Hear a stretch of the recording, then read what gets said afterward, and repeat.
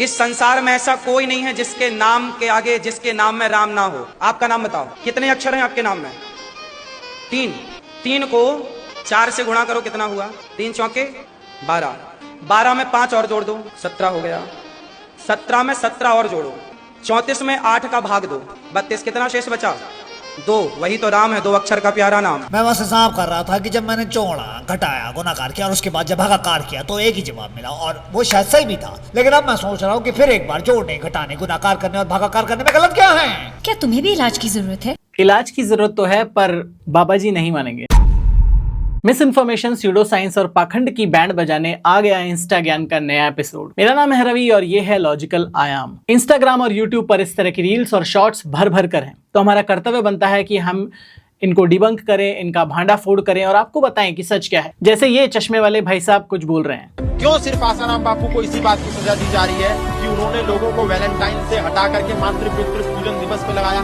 क्यों सिर्फ आसाराम बापू इस बात की सजा झेल रहे हैं कि भारत का सनातन धर्मी जो क्रिसमस डे सेलिब्रेट कर रहा था, उस करोड़ों सनातन धर्मियों को उन्होंने क्रिसमस से हटा करके तुलसी पूजा में लगाया? सिर्फ इस बात की सजा दी जा रही है कि हजारों सनातन धर्मी जो ईसाई बन गए थे, उन ईसाइयों को पुनः सनातन धर्मी बना दिया गया। सिर्फ इस बात की सजा आप एक व्यक्ति को दे रहे हैं। आज भी आसाराम बापू के विरुद्ध इस प्रकार का कोई भी पुख्ता सबूत नहीं मिला, किसी भी प्रकार का बलात्कार का कोई ऐसी चीजें सामने नहीं आई, लेकिन फिर भी आसाराम बापू सलाखों के पीछे क्यों? मौलाना साद आज भी बाहर है। कन्हैया के हत्यारे आज भी फांसी के तख्ते तक नहीं पहुंच पाए। कमलेश तिवारी के हत्यारों को आज भी सजा नहीं। कोई भी ठीक ठाक सा बैकग्राउंड म्यूजिक लगा दो भजन वाला, क्रिंज सी एडिटिंग कर दो और कुछ भी बकवास कर दो, व्यूज तो गारंटीड आएंगे ही आएंगे। बिल्कुल सही बोल रहे हैं भाई साहब।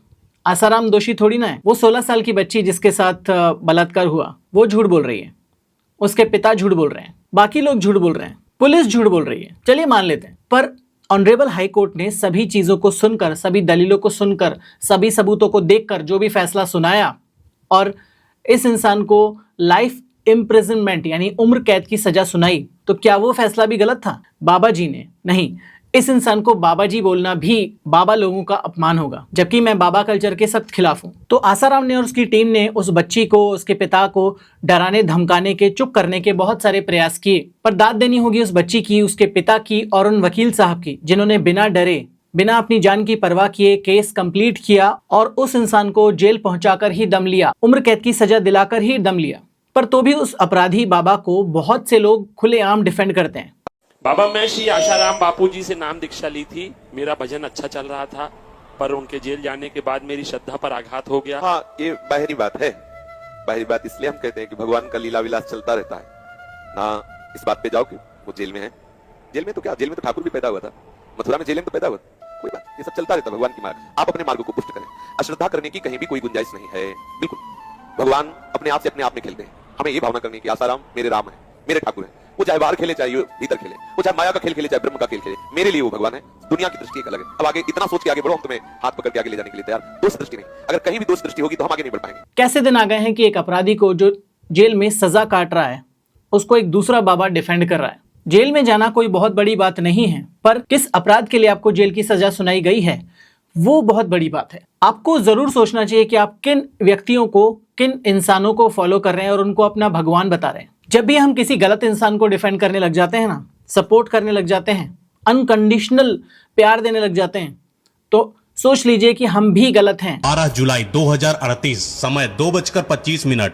यह समय आपकी जिंदगी का आखिरी समय भी हो सकता है, क्योंकि नासा ने एक दिल दहला देने वाली प्रलयकारी भविष्यवाणी कर दी है। उन्होंने अपनी एक रिपोर्ट, काल्पनिक टेबल टॉप एक्सरसाइज रिपोर्ट में बताया कि एक विशालकाय एस्ट्रॉइड पृथ्वी से टकराने वाला है, जिसके चांसेस 72% हैं। और बोला जा रहा है कि अगर ये एस्ट्रॉइड पृथ्वी से टकरा गया तो यह मानव जाति का अंत भी हो सकता है। यह भयानक प्रलय आ सकती है। तो 50 या 60 साल की उम्मीदें मत लगाइए, क्योंकि आपके पास मात्र 14 से 15 साल ही बचे हैं। तो अब आप बताइए कि इन 14 से 15 सालों में क्या करने वाले हैं आप? कि ये जो न्यूज़ ये चिल्ला चिल्ला कर बता रहे हैं अपने बहुत ही एक्सपेंसिव माइक पर, वो सच नहीं है।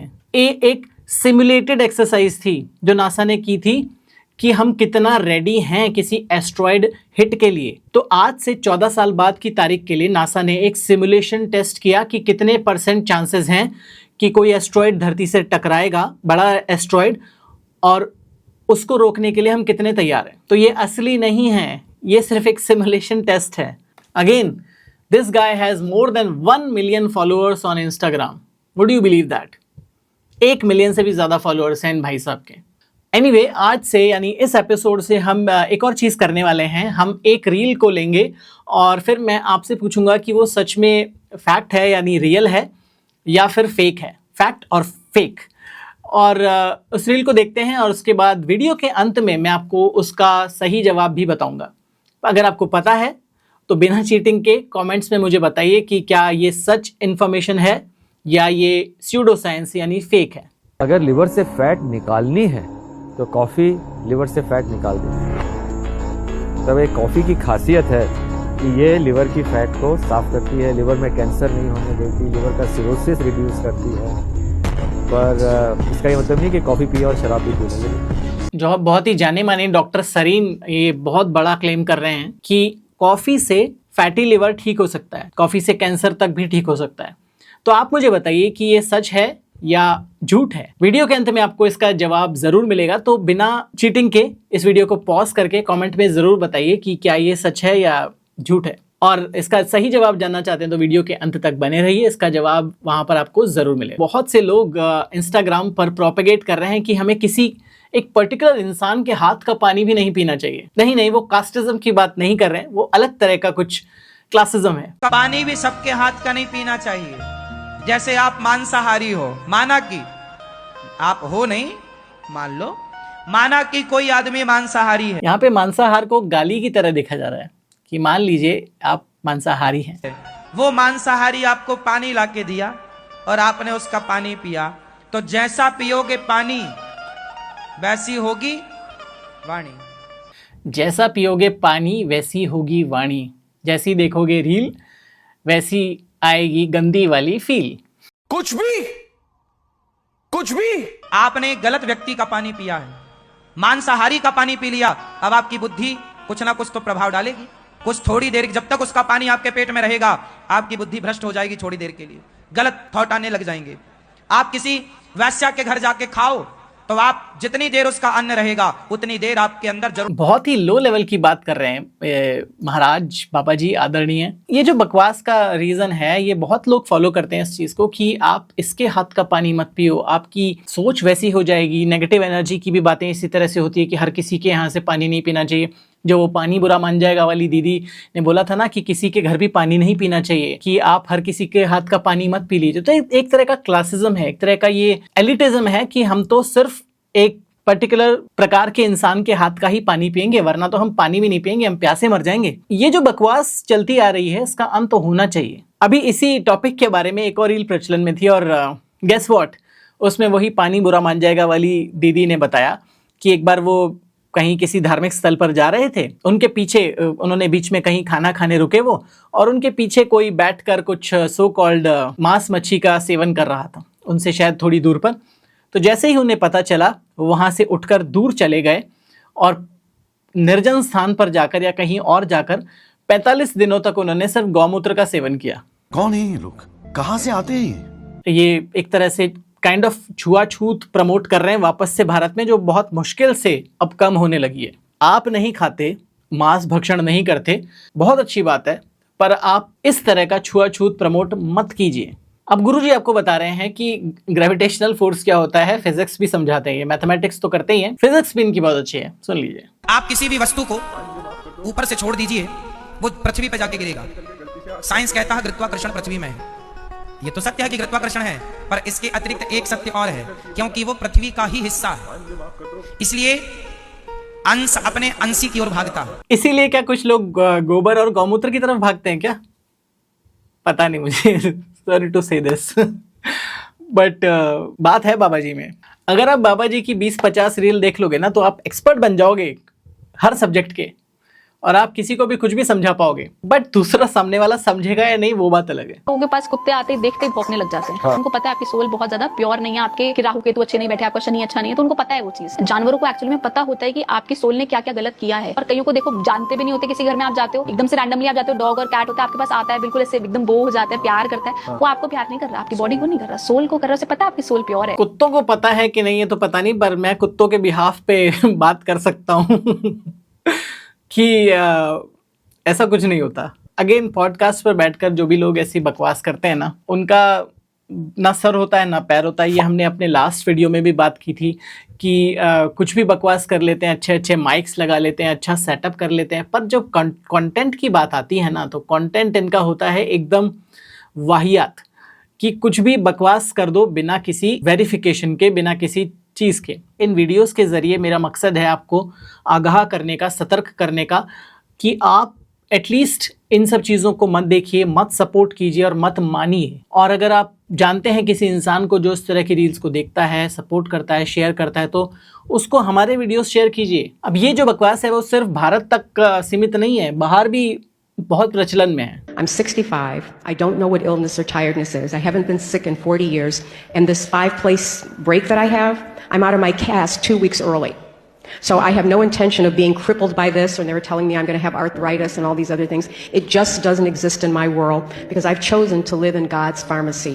We are a self-regenerating organism. We get new cells every 7 years. We get new tissue every 3 months. The body is designed to regenerate itself. मैं भी सोच ही रहा था कि आचार्य मनीष की कोई रील हमने इस वीडियो में नहीं ली, पर ये दूसरे जेंडर के आचार्य मनीष हमको मिल गए हैं और जो अंग्रेजी बोल रहे हैं, पर बातें सब एग्जैक्ट सेम हैं कि भगवान ने जो चीज़ नहीं बनाई उसको मत लो, मैं बहुत स्वस्थ हूँ, मैं कभी बीमार नहीं पड़ी, मुझे पता नहीं कि थकान और सर दर्द या किसी प्रकार का दर्द क्या होता है, मैं 65 साल की हूँ। तो इस तरह की चीज़ें बहुत लोग करते हैं। अगर मैं आपको कहूँ कि मेरी उम्र 500 साल है, अगर आप मुझे पहली बार देख रहे हैं फॉर एग्जांपल, और मैं कहूँ कि मेरी उम्र 500 साल है, मैं आज तक कभी बीमार नहीं पड़ा, मेरे में दैवीय शक्ति है, मैं हाथ लगाते ही लोगों को ठीक कर देता हूँ, तो क्या आप मुझे मानेंगे? और नहीं मानेंगे तो क्यों नहीं मानेंगे? क्योंकि मैं बहुत ज़्यादा बड़ा क्लेम कर रहा हूँ और उसका कोई सबूत आपको नहीं दे रहा हूँ। Extraordinary claims require extraordinary evidence. अगर आप मुझे बता रहे हैं कि आप 65 साल आपकी उम्र है, जो नो ऑफेंस बट आप लग रहे हैं 65 साल के, सॉरी, बट जो भी बातें करी इन्होंने बहुत ही एब्स्ट्रैक्ट बातें थी कि हमें ऐसा नहीं करना चाहिए, हम भगवान की बनाई हुई चीज़ों को यूज़ करना चाहिए, और हम कुछ केमिकल उन्होंने बात करी जो ज़्यादा ये वर्ड सैलेड की तरह लगा मुझे, ज़्यादा कुछ पल्ले नहीं पड़ी। अगर आपको पल्ले पड़ी हो इनकी बातें तो मुझे ज़रूर बताइएगा। बट ये सेम जो हमारे यहाँ पर इस तरह के लोग हैं वही उनका इंग्लिश वर्जन है। वापस आ जाते हैं अपने देश पर, और ऐसा नहीं कि सिर्फ इस प्रकार के लोग ही स्यूडो साइंस की बात कर रहे हैं, जो खुद साइंस के जानकार हैं, जो सो कॉल्ड साइंस के जानकार हैं, वो भी इस तरह की बातें करते हैं। जो अभी ये जो रील है मुझे किसी ने भेजी है, and I was really surprise, क्योंकि इनके नाम में, बायो में डॉक्टर लिखा हुआ है। I don't know which kind of doctor she is, और मैं कभी पर्सनली किसी के क्वालिफिकेशन पर जाता भी नहीं हूँ, बट रिगार्डलेस जिस भी तरह की डॉक्टरी इन्होंने पढ़ी हो, या पीएचडी या किसी प्रकार की मेडिकल डॉक्टरी, लग नहीं रहा बिल्कुल भी इनकी बातों से। खुद ही सुन लीजिए। जितना ज़्यादा अच्छा सनस्क्रीन उतने ही ज़्यादा चांसेस हैं स्किन कैंसर होने के। Yes, you heard me right. Now you must be wondering that मैं पागल हूँ क्या? वंडर तो कर रहे हैं, पर बोलने में थोड़ा बुरा लगेगा इसलिए बोल नहीं रहे हैं। Believe me, what I'm saying is scientifically proven. Science का नाम लगा दो बस, साइंटिफिकली प्रूवन है। ऐसी कौन सी रिसर्च है जिसमें बताया गया कि सनस्क्रीन से कैंसर होता है? जबकि हमने अपने लास्ट वीडियोस में देखा था कि sunscreen actually protects us from sun damage, UV damage, तो ये तो उसका उल्टा कह रही हैं। See what happens is हम सब ने यही सीखा है, यही सुना है that you know जितना ज़्यादा अच्छा सनस्क्रीन होता है, अगर वो UVA और UVB रेज दोनों को ब्लॉक करेगा तो स्किन कैंसर नहीं होएगा, right? Wrong. See what happens is एक रे होती है UVB रेज, जो जब वो हमारी स्किन पे पड़ती हैं तो हमारी स्किन में एक कोलेस्ट्रॉल होता है, ओके? तो वो कोलेस्ट्रॉल जो है UVB रेज उसको ब्रेक डाउन करती हैं, एंड फिर वो कोलेस्ट्रॉल कन्वर्ट होता है इनटू विटामिन डी। यहाँ तक इनकी बात ठीक है। जो कोलेस्ट्रॉल का इंटरमीडिएट होता है वो कॉलीकैल्सीफेरॉल, यानी कि जो प्रो विटामिन डी है, उसमें कन्वर्ट होता है, जिस स्प्लिटिंग को करता है यूवी रेज, और vitamin D further gets converted into calcium. What? Vitamin D calcium में कैसे कन्वर्ट हो जा रहा है? ये कौन सी अतरंगी रिसर्च में है जो मुझे बिल्कुल उसका आता पता नहीं है कि विटामिन डी जो है, जो कोलेस्ट्रॉल से निकल रहा है, वो कैल्शियम बन जाएगा। दोनों के बीच में क्या रिलेशन है मुझे पता नहीं, दोबारा सुनते हैं, शायद मैंने गलत सुना हो। और vitamin D further gets converted into calcium. Calcium is like the king, okay. उसकी वजह से ही सारे हमारे बॉडी में चैनल्स चलते हैं, मैकेनिज्म्स चलते हैं, मोलिकुलर पाथवेज चलते हैं। बेसिकली हम फिट रहते हैं। Calcium is very very important.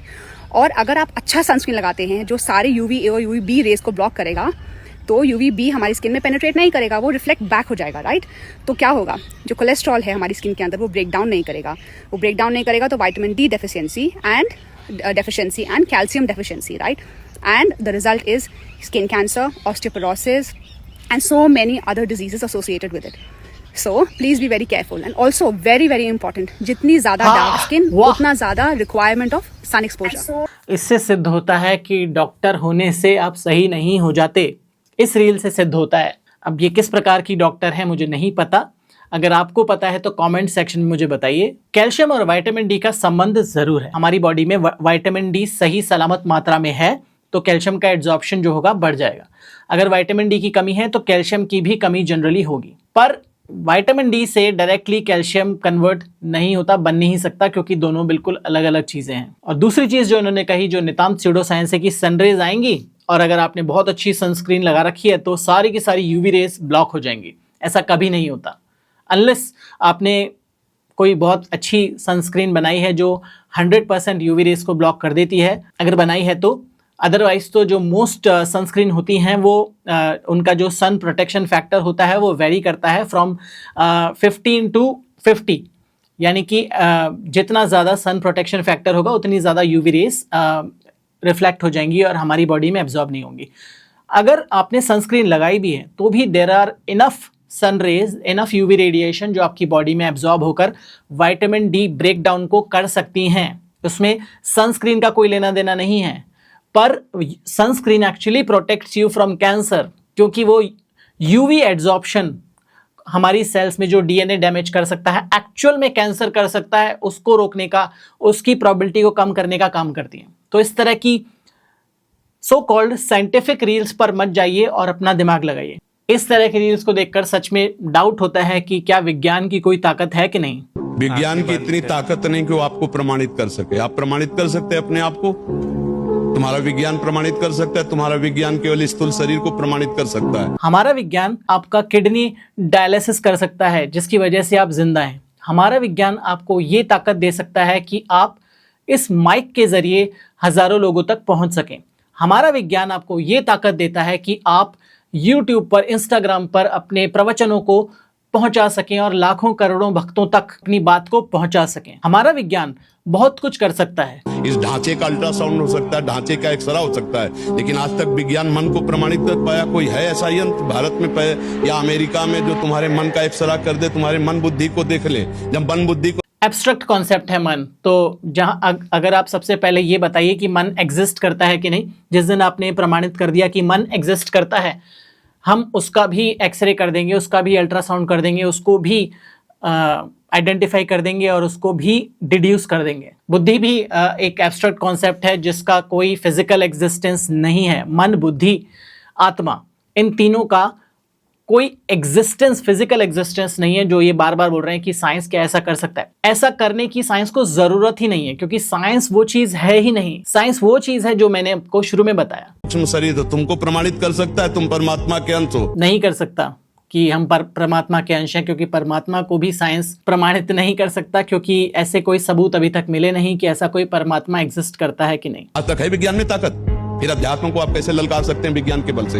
अभी अध्यात्म को जानते ही नहीं ना, इसीलिए आप ऐसी बात बोल रहे हैं। विज्ञान और अध्यात्म, विज्ञान है स्थूल शरीर का और अध्यात्म है सूक्ष्म और कारण शरीर से भी परे आत्म तत्व का। अध्यात्म आत्म तत्व का। बच्चा अभी तो तुम बालक। मैं वेट ही कर रहा था कि अभी लेजर आइज आएंगी। ये जो फैलेसी, लॉजिकल फैलेसीज इस वीडियो में भर भर कर हैं, जिसके बारे में हम पूरा एक वीडियो बनाएंगे। बट ये अपील टू अथॉरिटी है कि मुझे सब कुछ पता है, तुम्हें कुछ नहीं पता। तो बेसिकली जब तुम्हें कुछ नहीं पता तो तुम्हें मेरी बात सुननी पड़ेगी। तो ये बहुत कॉमन लॉजिकल फैलेसी है जो बाबा लोग करते हैं कि मैं सब कुछ जानता हूँ, या अगर वो स्मार्ट हैं तो वो कहते हैं कि धर्म सब कुछ जानता है या भगवान सब कुछ जानता है और मैं भगवान के थ्रू आपसे बात कर रहा हूँ।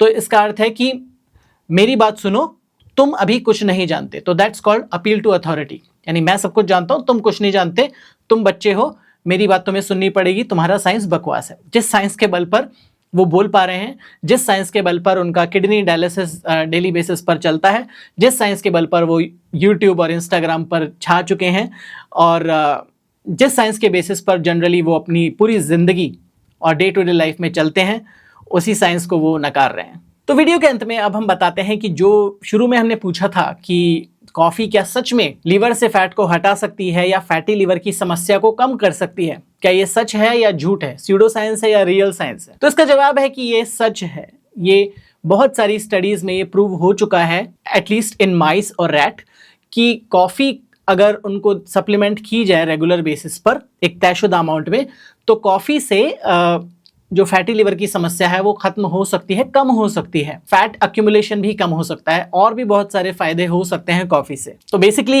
ये था आज का वीडियो। अगर आपको अच्छा लगा, पसंद आया, तो आप हमारे वीडियोस को लाइक कीजिए, शेयर कीजिए एज मच एज पॉसिबल। हमारे वीडियोस की रीच अभी बहुत ज़्यादा कम है, तो अगर आप हमारे वीडियोस को लाइक करते हैं, अच्छा लगता है आपको, तो शेयर कीजिए एज मच एज पॉसिबल। हमारे चैनल को सब्सक्राइब कीजिए, और इस तरह की वीडियोस हम हर हफ्ते लाते रहते हैं।